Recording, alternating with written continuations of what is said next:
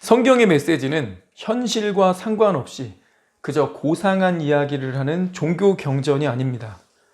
천상의 이야기를 다루는 게 아니라 지극히 사람들이 살아가는 현실, 그 현실을 반영하고요. 그 중에 발생하는 크고 작은 문제들을 다루고 있습니다.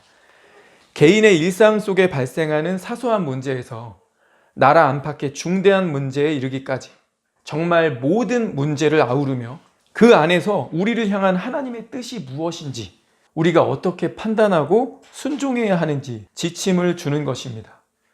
성경이 개인적 적용뿐만 아니라 국가적인 방향과 통치까지 말씀하고 있기 때문에 참된 크리스천은 국가의 중대한 일에 관심을 가져야 하고 위정자들을 위해서 우리가 기도하면서 문제들을 개선할 수 있도록 목소리를 내야 합니다. 하나님은 우리에게 산으로 들어가 돌을 닦도록 우리에게 은둔 생활을 권장하지 않으셨죠. 우리를 세상 밖으로 내몰지 않으시고 세상 가운데에 두십니다. 현실 속에 함께 살아가면서 그들 가운데서 빛과 소금이 되라는 것이죠. 우리 믿음의 선배들도 이렇게 살았습니다. 1919년 3월 1일 파고다 공원에서 민족대표 33인이 독립선언문을 낭독하고 3.1 만세운동을 시작했습니다. 그때 조선의 기독교인이 1.6%밖에 되지 않았습니다. 그런데 민족대표 33인 중에 16명이 크리스천이었어요. 그리고 지도를 살펴보면요, 만세운동이 일어난 지역의 75%가 교회를 중심으로 일어났습니다. 우리 믿음의 선배들은 하나님 사랑과 나라 사랑을 실천하면서 신앙생활을 하신 거예요. 성경이 그걸 가르치고 명령하고 있기 때문이죠. 나라가 악한 길로 갈 때, 공의가 깨어지고 정의가 굽어질 때 참된 크리스천인 우리는 진리의 편에 서서 진실을 외쳐야 합니다. 선지자들이 그랬습니다. 하나님은 나라가 패망의 길로 갈 때 방관하지 않으셨어요. 선지자들을 보내고 또 보내셔서 진리를 외치게 하셨습니다. 우리는 더욱 진실을 말하고 알려야 합니다. 이번 주에 중대한 재판 2개가 있었죠. 한덕수 대행 탄핵 기각, 그리고 이재명 선거법 2심 선고입니다. 성경은 재판에 관해서 말하고 있습니까? 네. 하나님의 뜻이 분명합니다. 재판을 어떻게 해야 되는지 상세하게, 분명하게 가르치고 있습니다. 그러니 교회가 말해야 합니다. 성경이 말하니까. 성경은 이렇게 재판하라고 분명한 지침을 주고 있습니다. 같이 읽어볼까요? 레위기 19장 15절입니다. 너희는 재판할 때 불의를 행하지 말며 가난한 자의 편을 들지 말며 세력 있는 자라고 두둔하지 말고 공의로 사람을 재판할지며. 재판 시 하지 말아야 할 주의사항이 뭡니까? 불의, 안 돼. 특정 세력 편드는 거, 우리 편이라고 두둔하는 거, 안 돼. 그럼 어떻게 해야 된대요? 공의로 재판할지며. 공의로 재판할지며. 또 다른 말씀 봅시다. 신명기 16장 19절. 너는 재판을 굽게 하지 말며 사람을 외모로 보지 말며 또 뇌물을 받지 말라. 뇌물은 지혜자의 눈을 어둡게 하고 의인의 말을 굽게 하느니라. 동일한 잣대여야 하는데 누구에게는 반듯한 기준을 대고 누군가에게는 느슨한 잣대를 대는 거, 그런 거 하지 말라는 거죠. 외모를 보지 말며, 야야, 걔 어디 출신이야? 어느 당 사람이야? 이렇게 출신과 당파적인 재판하지 말라는 겁니다. 뇌물을 받지 말라. 고대 사회로부터 지금까지 재판하는 자가 뇌물을 받고 재판을 굽게 하는 일이 비일비재했죠. 하나님 그거 하지 말라는 거예요. 뇌물 받으면 양심과 법과 원칙 다 무너지고 재판을 굽게 하니까. 그럼 재판 어떻게 해야 합니까? 다음 절 읽어볼게요. 신명기 25장 1절. 사람들 사이에 시비가 생겨 재판을 청하면 재판장은 그들을 재판하여 의인은 의롭다 하고 악인은 정죄할 것이며. 죄가 없으면 무죄라고 해라. 죄가 있다면 어떻게 해야 돼요? 혐의가 있고 죄가 있고 증거가 분명하면 형벌 내리라는 거죠. 아주 단순합니다. 양심적이고 상식적이고 법리적으로 재판하라는 거죠. 특정 세력 편들지 마라. 민주당이라고 두둔하지 마라. 우리 법 연구회 소속이니까. 호남 지역 출신이니까. 민주당은 봐주자. 이런 거 하지 말라는 거예요. 뇌물 받지 말고 재판 굳게 하지 말라. 법리적으로 양심적으로 공평하게 재판하라. 재판을 어떻게 해야 하는지 하나님의 기준, 하나님의 뜻은 분명한데 인간들은 어떻게 재판을 하고 있을까요? 성경은 인간 재판의 현실도 드러내고 있습니다. 인간 재판의 실상, 전도서 3장 16절, 또 내가 해 아래서 보건대 재판하는 곳 거기에도 악이 있고 정의를 행하는 곳 거기에도 악이 있도다. 재판하는 곳, 정의를 행해야 하는 곳 거기에 악이 있다. 어떤 자들이 이렇게 합니까? 그것도 얘기하고 있어요. 이사야 5장 23절에 그들은 뇌물로 말미암아 악인을 의롭다 하고 의인에게서 공의를 빼앗는도다. 뇌물로 악인을 의롭다 하고. 잠언 17장 23절 악인은 사람의 품에서 뇌물을 받고 재판을 굽게 하느니라. 여기서 악인, 누구를 가리키는 겁니까? 뒤에 나오죠. 재판을 굽게 하는 사람, 재판관입니다. 이 악인은 재판관 말하는 거예요. 재판관 중에 뇌물 받고 재판을 굽게 하는 사람이 있다고 얘기하고 있죠. 신명기 16장에서도 뇌물 얘기했는데 역사 내내 그러했습니다. 권력의 종이 되든지 돈을 받았든지 뇌물을 받으면 재판을 굽게 해왔다는 거예요. 이재명과 권순일 대법관의 커넥션은 익히 드러난 사실이죠. 이재명이 김만배 시켜서 대법원을 뻔질나게 드나들더니 이재명 경기지사 시절에 1심, 2심 모두 유죄 나왔거든요. 이때도 공직선거법 위반이었습니다. 아니 너무나 명명백백하게 공영방송에서 거짓말을 해가지고 허위사실 유포로 1심, 2심 모두 의원직 상실형 유죄 선고 받았어요. 그런데 권순일 대법관이 뇌물을 먹고 적극적인 의도로 그런 것은 아니다. 소극적인 거짓말은 거짓말이 아니라는 기상천외한 논리로 무죄를 줬습니다. 경기지사직 날아가느냐 마느냐, 대권 후보로 출마할 수 있느냐 없느냐 결정되는 순간이었는데 얼마를 받아먹었길래 이 권순일이 대법관 임기 채우고 퇴임하자마자 이재명 밑에 있는 김만배의 화천대유 법적 고문관으로 이름을 올립니다. 한 달에 1,500씩 챙겨갔습니다. 그리고 현재 권순일 전 대법관은요 50억 클럽 혐의로 재판받고 있습니다. 적극적인 거짓말, 그게 아니었다. 소극적인 거짓말은 거짓말이 아니다. 무슨 이따위 논리가 있어요. 성경은 분명히 얘기했습니다.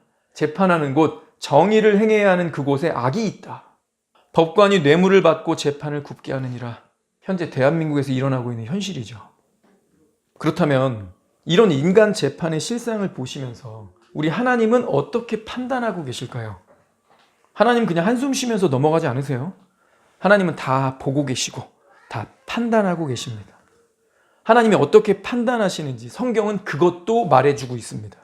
잠언 18장 5절 악인을 두둔하고 재판할 때 의인을 억울하게 하는 것이 선하지 아니하니라. 여러분, 선하지 않다. 이건 중립적인 의미가 아닙니다.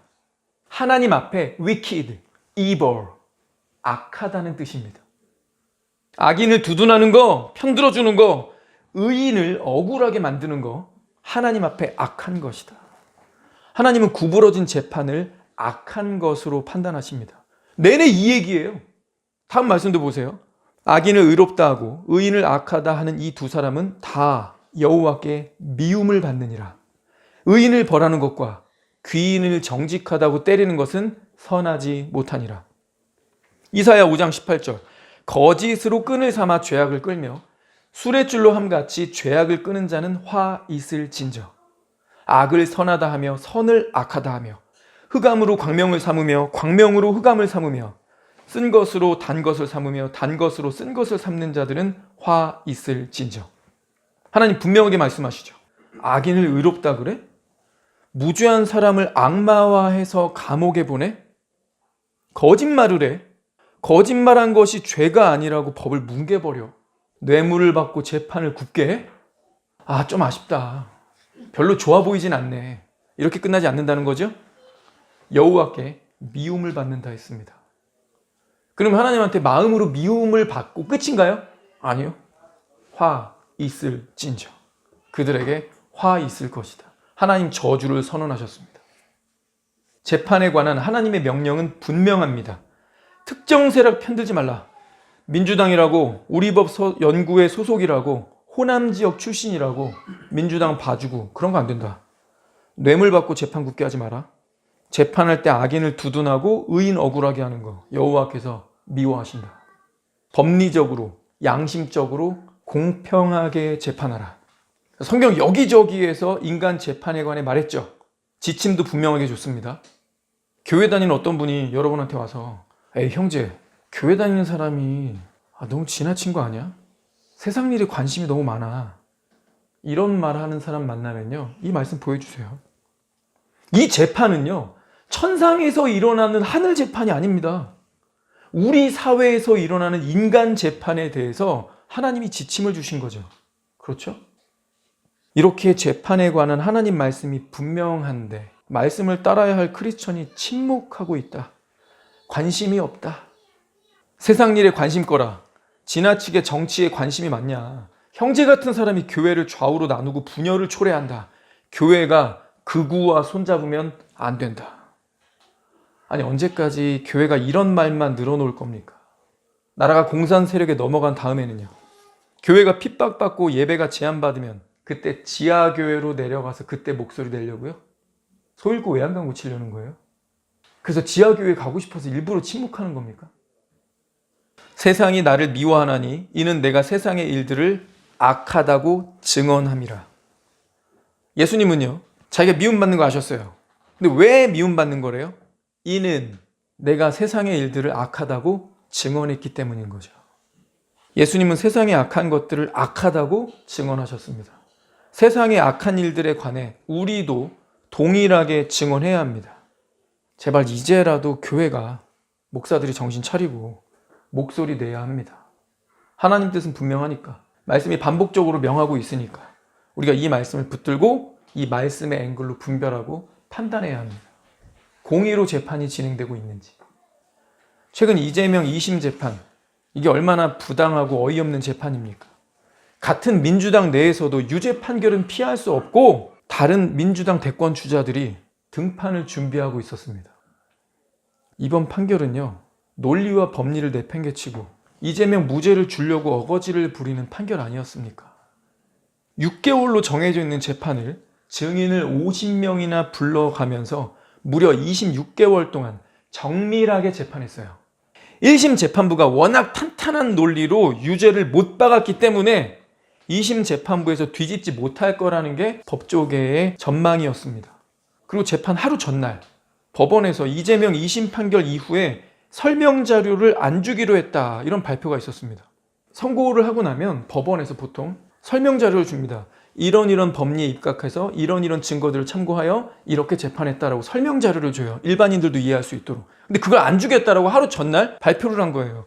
그래서 법원에서 일했던 사람들이 말하기를 설명 자료를 배포하지 않는 일은 1심 결과하고 크게 변경이 없기 때문에 더 이상 설명할 게 없을 때 그때 배포하지 않는 거래요.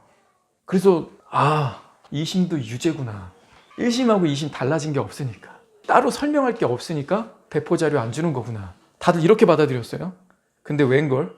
설명 자료 안 주겠다는 건요, 재판관들이 할 말이 없다는 거였습니다. 어떤 법리에 따라 그에게 무죄를 주었는지 자기가 논리가 없다는 거였어요. 1심에서 징역을 선고받았는데 2심에서 뒤집을 확률이 1.7%랍니다. 이걸 이재명과 호남 출신 판사들이 해냅니다. 그리고 작년 11월에 이재명 위증교사 판결 때도요, 고의성이 없다며 무죄 판결을 받았죠. 다른 사람에게 거짓말을 하도록 지시했는데 위증을 시켰는데 그게 고의성이 없었대요. 그럼 대체 뭐가 도대체 고의성이 있는 거죠? 그 당시 김병량이라는 성남시장을 날리고 자기가 시장 되고 싶어서 딴 사람 시켜서 위증을 시켰죠. 그럼 거짓말을 남에게 시키는데 순수하게 위증교사하는 겁니까? 아니, 궁지에 몰려서 우발적으로 거짓말한 것도 아니고 대본을 짜서 다른 사람에게 위증을 시켰는데 고의성이 없으면 도대체 이 세상에 뭐가 고의성일까요? 지난 6년간 위증교사 재판에서 93.8%가 유죄였대요. 근데 이재명은 이것도 피해갑니다. 그래서 이제 무슨 재판이 결과가 나오면 출신 어딘지 안 볼 수가 없게 됐어. 호남 출신 아닌지, 혹시 그 판사가 우리 법 연구회 소속은 아닌지, 법과 원칙을 뭉개고 앞선 판례 무시하고 이재명 무죄를 선고합니다. 이번에 이재명 2심 선고는요, 허위사실 유포했다는 3개의 혐의로 재판을 한 건데요. 그 중에서 첫 번째는 나는 자살한 김문기를 모른다. 나는 자살한 김문기 모른다. 아니 뭐 누구 모른다 했던 발언 하나가 뭐 법원 가서 재판을 받아야 할 만큼 중대한 거야? 뭐 그럼 어디까지 알아야 하는데 뭐 이게 그렇게 중요해? 아 모르니까 모른다고 했겠지. 뭐 그 말 한마디 했다고 재판을 받아? 혹시 이렇게 생각할까 봐 배경을 알려드립니다. 이재명이 김문기 모른다 이 말이 왜 문제가 됐냐면 이재명이 대장동 사업에 관련해서 언론 브리핑에서 뭐라 그랬어요? 단군 이래 최대 치적이다. 자화자찬했죠. 이거 진짜 내가 적은 돈 투자해서 이 성남 시민의 복지를 좋게 해주면서 최대의 이익을 남겼다. 이거 자기가 조선 역사 이래 최대 자기가 잘한 거라고 얘기했어요. 근데 파면 팔수록 최대 부패 스캔들 언론이 나죠. 김문기 처장 극단 선택을 합니다. 국민들에게 알려지고 비판적 여론이 생기니까 나 김문기 모르는 사람이다. 대장동 관련 이슈를 회피하려고 그런 목적으로 김문기 씨 모른다고 한 거예요. 어차피 이 사람 죽었겠다. 이 사람한테 모든 거 덮어 씌우려고. 나 모르는 사람이라고. 완전 부정하는 거죠. 이 사람이랑 엮이지 않으려고. 근데 김문기 처장의 핸드폰을 까보니까 이재명 시장이라고 돼 있지 않고 이재명 변호사로 돼 있어요. 이게 무슨 말이냐면 시장 되기 훨씬 전부터 알고 지낸 사이라는 겁니다. 대장동 관련해서 이재명에게 수없이 보고했다는 증거가 있고 여러 곳을 같이 다니면서 바로 옆에서 사진 찍고 워낙 같이 다닌 데가 많은 데다가요.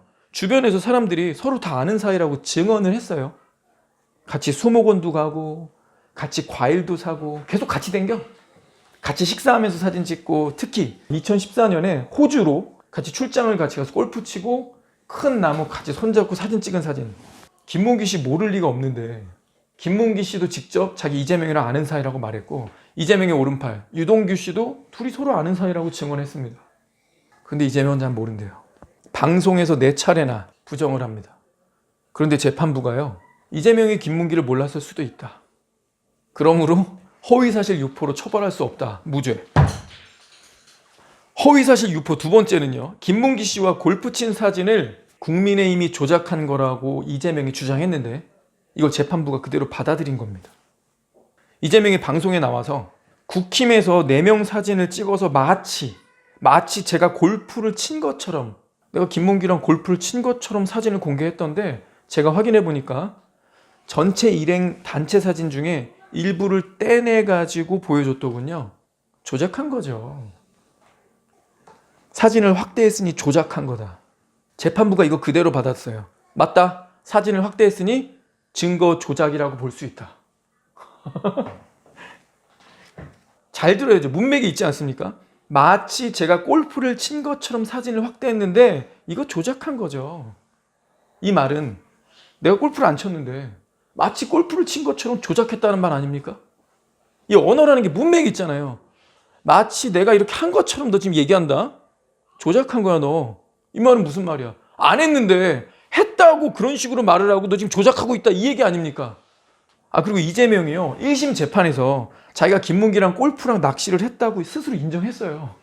아니 이재명 본인이 스스로 인정을 했는데 2심 재판부 너네 뭐 하는 거니 도대체? 국힘이 사진 조작했으니 골프 친 거라 볼 수 없다는 거야. 앞으로는 원본이 아니라 컷 편집하면 모조리 조작이 됩니다. 국민들이 하도 어이가 없으니까 분노해서 밈을 만들어 뿌리고 있죠. 어떤 분은 또 이렇게 얘기하더라고요. 앞으로 유튜버들 실시간 라이브 방송이 아닌 것은 모두 조작 영상이 된다. 왜? 원본이 아니니까. 편집하죠. 물 마시면 막 물 넘어가는 소리도 들리고 그 다음에 이런 거 있잖아요. 이런 거 다 자르거든요. 이제 조작되는 거죠.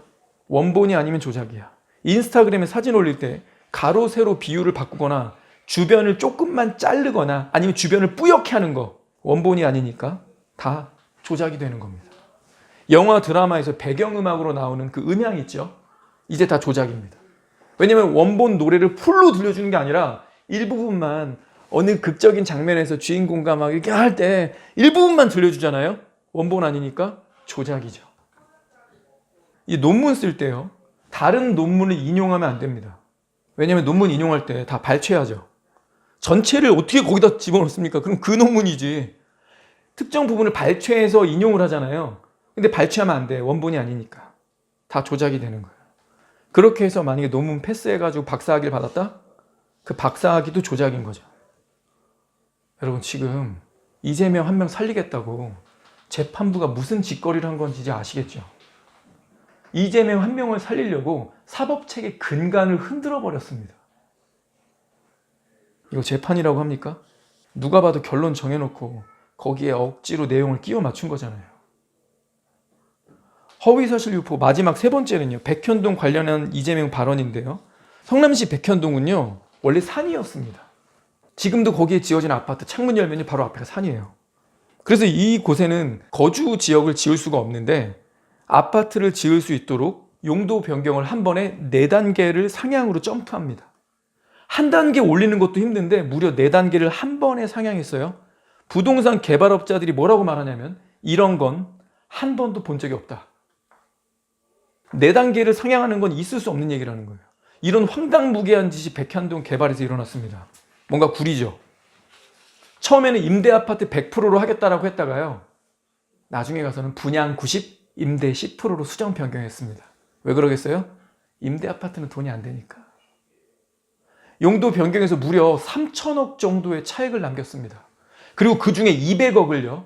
이재명 밑에 로비스트로 들어갔던 김인섭을 통해서 주면서 200억은 정진산과 이재명의 몫으로 알고 있다. 이런 비리 의혹이 터져 나오니까 이재명이 선거 기간에 뭐라고 했냐면 국토부가 시킨 거다. 국토부가 협박해서 그렇게 한 거다. 그런데 1심 재판 과정에서 여기 관련된 공무원 모두가 나와서 한 명도 빠짐없이 모두가 뭐라고 했냐면 국토부에서 협박받은 일이 없다. 심지어 국토부가 보낸 공문에서 뭐라고 써있냐면 이것은 성남시가 알아서 판단할 문제라고 공문에 명백하게 적시돼 있어요. 그러니까 이거 누가 한 거죠? 이재명이 결제한 거예요. 본인이 직접 했으면서 남에게 협박받아서 했다고 했으니 거짓말이죠. 그래서 1심에서 선거법 위반 징역을 받은 겁니다. 아니 이재명이 시켜서 로비한 김인섭 씨는요. 징역 5년 받고 대법원까지 판결이 끝났어요. 그리고 추징금 63억 원 토해내라고. 아니 이재명이 무죄면 이재명이 시켜서 이 로비해가지고 감옥 간 김인섭 씨는 왜 감옥에 가 있는 거야? 야, 근데 2심에서요. 재판부가 협박을 받았다고 말한 것은 이재명이 의견 표명을 한 것이다. 국토부에서 협박을 한 것 같다는 의견 표명으로 보인다. 그러니 무죄. 아니 내가 거짓말했는데 재판부가 저건 거짓말이 아니라 그냥 본인이 그렇게 느꼈다고 의견 표명을 한 것으로 보인다. 거짓말이라고 말할 수 없다. 앞으로요. 고위 공직자들 누구나 정치인들 누구나 더럽고 못된 짓은 말단직원 시켜놓고 나중에 그거에 문제가 되면 나 그 사람 모른다. 시킨 적 없다. 꼬리 자르게 해도 된다는 거예요? 지금 재판 그렇게 한 거죠.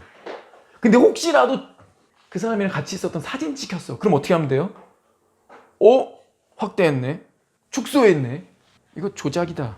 이렇게 말하면 조작으로 인정해 주겠다는 거죠. 앞으로 재판을 받더라도 증인은 아무짝에도 쓸모없습니다. 수십 명의 관련자가 나와서 협박을 받은 사실이 없다라고 얘기해도 판사들이 이제 증인 말 안 듣겠다는 거죠. 여러분 중에 혹시 현재 땅을 가지고 있거나 부모에게 땅을 물려받을 사람은 잘 들어야 하는데 만약 땅과 관련해서 문제가 생기면요. 무조건 국토부가 협박했다고 하면 됩니다. 아니 국토부가 협박을 해? 당신이 그렇게 느꼈다고? 판사는 이제 무죄를 판결하겠죠. 혹시라도 나중에 국토부가 그런 적 없다는데 당신 재판석에서 위증한 거야. 위증죄로 처벌받게 생겨요. 그럼 그때 뭐라고 하면 돼요? 오해하신 것 같은데요. 국토부가 그랬다는 게 아니라 제가 그렇게 느꼈다는 의견 표명이었는데요. 재판장님이 오해하신 거잖아요. 전 그냥 의견 표명을 했을 뿐인데요. 이러면 어떻게 해야 돼요? 무죄. 이재명 한 명 살리자고 법리, 사법체계 모든 근간을 허물어버린 이런 재판 이거 그대로 둬도 괜찮겠습니까? 다른 법에 비해서 공직선거법 위반이라는 게 굉장히 엄격합니다. 법망이 촘촘하게 돼 있어요. 이거 왜 그러냐면 민주주의의 꽃이라는 이 선거가 뇌물, 거짓말 이런 걸로 인해서 왜곡된 결과가 나오면 국민들이 속아서 그 사람을 찍어주겠죠. 그 사람이 권력을 줄 거 아닙니까? 이거 방지하려고 선거법은 촘촘한 거예요. 그런데 이재명 2심 재판부가 이따위 판결을 내림으로써 이제 선거 때마다 후보들이 정말 국민들을 속여도 무죄가 될 수 있는 환경이 만들어진 겁니다. 다음 선거 때 어떻게 될지 기대되지 않습니까? 온갖 후보들이 거짓말하면서 재판받을 때쯤 되면 뭐라고 얘기해요? 나 의견 표명한 거다. 아, 이거 제 의견이었는데요. 아니면 누가 시켜서 한 겁니다. 아, 누가 협박을 했습니다. 그럼 판사는 어떻게 해야 돼요? 무죄를 줘야죠. 이재명만 살리고 남들 다 유죄 주는 거 말이 안 되잖아요. 지금까지 허위 사실 유포로 당선 무효된 사람들 모조리 다 복귀시켜야죠. 최근 판결에서도요. 올해 1월 달입니다. 전라북도 교육감 서거석이라는 사람이 있는데 현직 교육감이에요. 이 사람이 무려 12년 전에 이 사람이 전북대 총장 출신이거든요. 자기가 전북대 총장하던 시절에 다른 교수들하고 다 같이 음식점에 갔어요. 근데 거기서 말다툼하다가 교수 중에 한 명 때렸어요. 그랬더니 이 교수도 맞대응하면서 때렸어요. 쌍방폭행으로 문제가 됐습니다. 근데 이 서거석이라는 사람이 교육감 되려고 재작년에 이 후보 토론에 나왔을 때 이걸 부인합니다. 어떤 폭력도 없었다. TV 토론회에서도 부정하고요. SNS에다가도 폭력이 없었다고 글을 올렸습니다. 근데 1심 그리고 2심에서 이 사람 유죄 선고 받았어요. 근데 그 유죄 선고할 때도 어이가 없지만 김명수가 권순일이 빠그러뜨려 놓은 이걸 그대로 받았거든요. 1심 재판부가 뭐라 그랬냐면 TV 토론회에서 폭력 없었다라고 거짓말한 거는 거짓말이라고 볼 수는 없다. 근데 SNS에 폭력이 없었다고 말한 것은 거짓으로 볼 수 있다. 그래서 선거법 위반. 그래서 이 사람 교육감직 날렸습니다. 지금 대법원 이제 마지막 최종 판결만 남겨놓고 있는데 이게 권순일이랑 김명수 때문이에요. TV 토론회에서 거짓말하는 건 괜찮다는 거예요. 왜냐? 상대 후보가 그거에 관련돼서 질문하니까 좀 당황해서 그걸 답변을 하는 중에 적극적으로 고의성을 가지고 거짓말한 거라고 볼 수는 없으니 TV 토론회에서 거짓말한 거는 봐주자. 이거 권순일이 깔아놓은 판입니다. 대법원이. 적극적으로 거짓말한 게 아니라면 고의성을 가지고 한 게 아니라면 거짓말로 볼 수 없다. 이재명 그렇게 살려줬죠. 그러니까 전주지법 여기 고등법원에서도 똑같이 하는 거예요. 대법원이 그렇게 얘기했으니까. 적극적으로 TV 토론에서 이재명이 거짓말했는데 이건 고의성이 있었다고 볼 수 없다. 소극적인 거짓말은 거짓말이 아니다라고 권순일이 썼습니다. 그러니 다른 법원들도 똑같이 받는 거예요. TV 토론에서 한 거는 대법원에서 판례가 있으니까 이거는 봐주자. 근데 SNS에다 올린 거는 자기가 알면서 거짓말, 자기가 분명히 싸웠으면서 SNS에 이렇게 글을 쓰는 건 의식하면서 SNS 글 쓴다는 거죠. 그러니까 이건 거짓말이 맞다는 거예요. 여러분, 우리가 이제 우리 자녀 교육할 때 어떻게 해야 되는 겁니까 도대체? 야, 거짓말도 봐주는 게 있어. 이게 고의성이 없었다고만 말하면 돼. 남이 시켰다고 얘기하면 돼. 그럼 네가 혹시라도 인생 중에 거짓말하다 걸리면 법적으로는 처벌을 피할 수 있다. 대신 SNS에다가는 글 올리면 안 돼. 이거는 고의성이 있다고 재판부가 판례를 있거든. 우리 애들 이렇게 가르쳐야 돼요?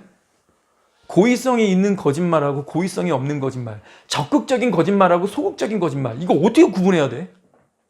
이거 이재명 때문이에요. 대한민국 사법체계가 뭉그러졌습니다. 이 사람 지금 신났겠죠? 서거석 교육감 1심, 2심 둘 다 벌금 300만 원. 교육감직 날아가게 생겼는데 이재명 선거 보고서 기분이 좋아졌겠죠? 왜? 뭐라고 생각하면 뭐라고 말? 대법원 가서 뭐라고 호소하면 돼요? 의견 표명이었다. SNS에 올린 거는 내가 쪼까 느끼기에는 우리 전라도 거시기에는 말이요. 그 정도 폭력은 폭력으로 안 봐. 나는 그렇게 느꼈어. 그래서 내가 의견 표명한 것이요. 라고 하면 재판부가 뭐라고 해야 돼요? 무죄. 서거석만 좋아졌네. 이재명 때문에 덩달아 자기도 살게 생겼으니까. 이제 선거 유세 때마다 너도 나도 의견 표명이라 하면서 거짓말을 내뱉을 텐데 이 뒷감당 법원이 어떻게 하려는 겁니까? 이재명 하나 살리자고 사법체계 자체를 뒤틀어버린 거. 이 법원이 거짓말해도 된다고.